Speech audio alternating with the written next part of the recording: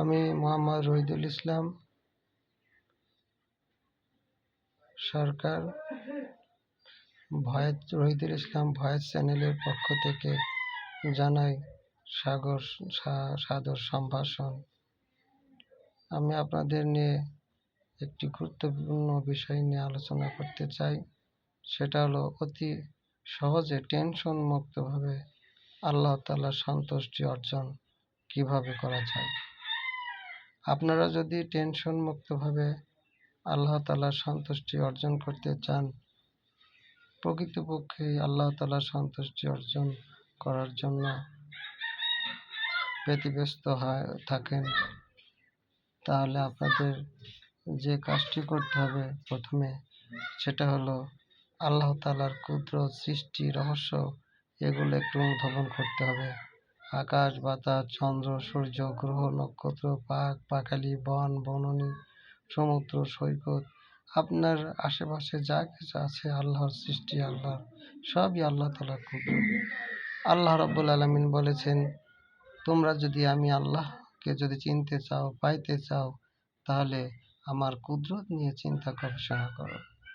1 number, ঈমানকে তরুতাজা করতে হলে আপনাকে আল্লাহ তাআলার কুদরত নিয়ে চিন্তা গবেষণা করতে হবে। আল্লাহ তাআলার কুদরত নিয়ে চিন্তা গবেষণা করার পরে আপনার ঈমান তরুতাজা হবে আল্লাহ তাআলার প্রতি। ঈমান যদি তরুতাজা না হয়, তাহলে আপনার কোনো আমলই আল্লাহ পাকের দরবারে কবুল হতে পারে না। এই জন্য ঈমান আগে গঠন করতে হলে আল্লাহর কুদরত নিয়ে বেশি চিন্তা ফিকির করতে হবে, পরকাল নিয়ে বেশি চিন্তা ফিকির করতে হবে। এরপর 2 নম্বর কাজ হলো, আল্লাহ রাব্বুল আলামিন সাধ্যের বাইরে কাউকে কোনো আমল দেননি। আপনার সাধ্য অনুযায়ী, সাধ্যের মধ্যে থেকেই আল্লাহ তাআলার ভয় অন্তরে রেখে যতটুকু ইবাদত করেন, এই ইবাদতই আল্লাহ তাআলার কাছে গ্রহণযোগ্য, কার্যকারী হবে।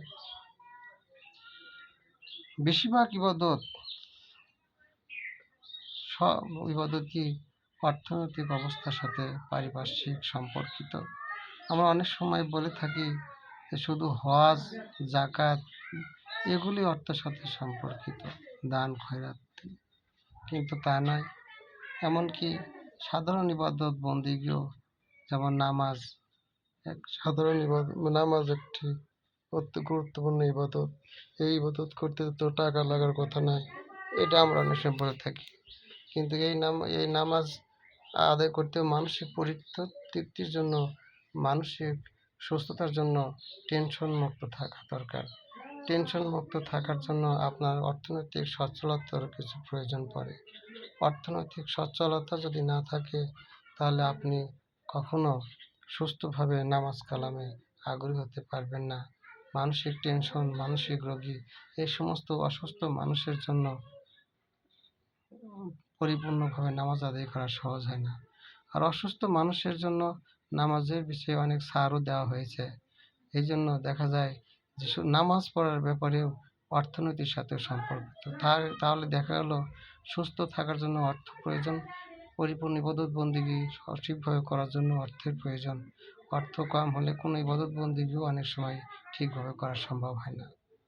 এমনকি নামাজও ঠিকভাবে আদায় করা সম্ভব হয় না, কারণ মানসিক রোগী যদি হয়ে যায় টেনশনে, তাহলে সেই ব্যক্তির জন্য আল্লাহ রাব্বুল আলামিন অসুস্থ, পাগল, টেনশনযুক্ত মানুষ, এগুলোর হিসাব নিকাশ একটু কঠিনভাবে নেবেন না।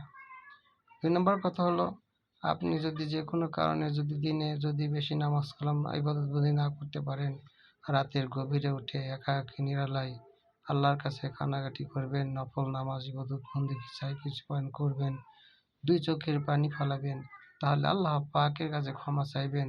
আপনার কি অসুবিধার জন্য নামাজ কালাম ইবাদত করতে পারেননি দিনে, এগুলো আল্লাহ তাআলার কাছে জানাবেন, তাহলে আল্লাহ তাআলা আপনাকে ক্ষমা করে দিবে এবং আল্লাহ তাআলার সাথে সম্পর্ক পরিচিত হওয়ার মাধ্যমে আপনি আল্লাহর ওলির দপ্তর পেয়ে যেতে পারেন, আল্লাহ তাআলার প্রিয় বান্দা হয়ে জান্নাতি হতে পারেন।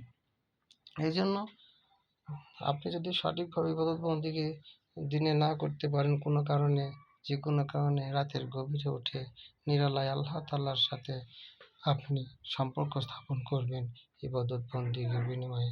আল্লাহ তাআলার কাছে ক্ষমা প্রার্থনা করবেন। এগুলো আল্লাহ তাআলার প্রিয় পাত্র হওয়ার জন্য একটি মাধ্যম হয়ে থাকে। আর আপনাকে মনে রাখতে হবে, আল্লাহ তাআলার এই জমিনে আল্লাহর দ্বীন কায়েমের করা একটি অত্যন্ত বড় ইবাদত।